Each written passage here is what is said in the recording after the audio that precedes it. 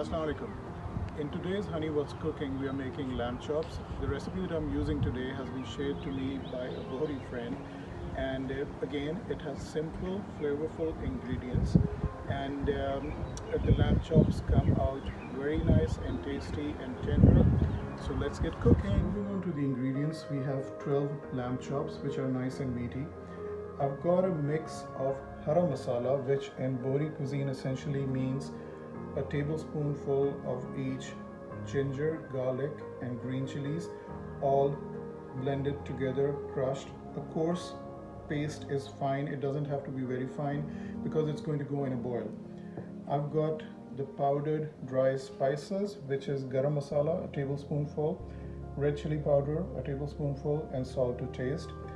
Then for the coating, we are going to use eggs and breadcrumbs before we fry the chops, and then eventually we are going to serve it with a side of potatoes. So these are the simple plain ingredients for very flavorful Bohri lamb chops. Moving on to the boil, I've got a pan on the stove and I will just put in the lamb chops, all of them, one go. I will move on to add the garam masala, which is green chilies, ginger and garlic, all of it one go, and in go are dry spices, which is red chilies, garam masala and salt to taste. And this is pretty much it. Now I've turned the stove on to high. Once it gets boiling, well, yeah, you'll have to add water. There we go. Just enough water to provide it good heat and steam to be tender. So once the water is boiling, we will turn it to medium.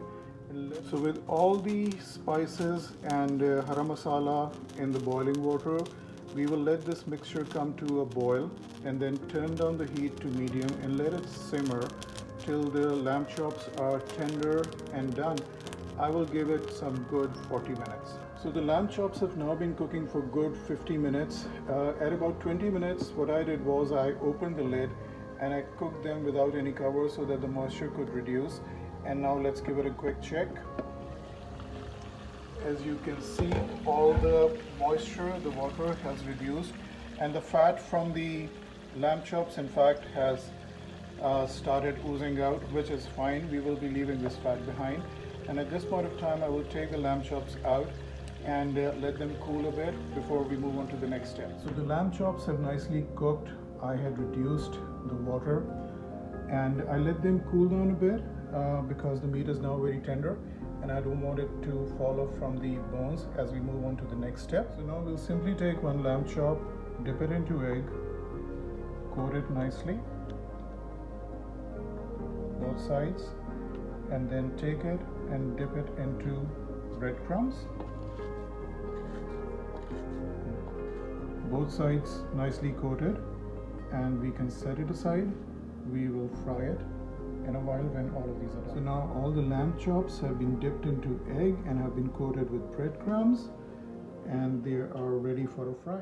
And with the lamb chops coated with breadcrumbs, they are ready to be fried. Shallow fried should be fine, and everything is cooked. We just need to brown the crumb crust. So the crust is nicely golden brown, and I take them out at that point of time. The frying is quick. It just needs to be golden brown and it's nice and done.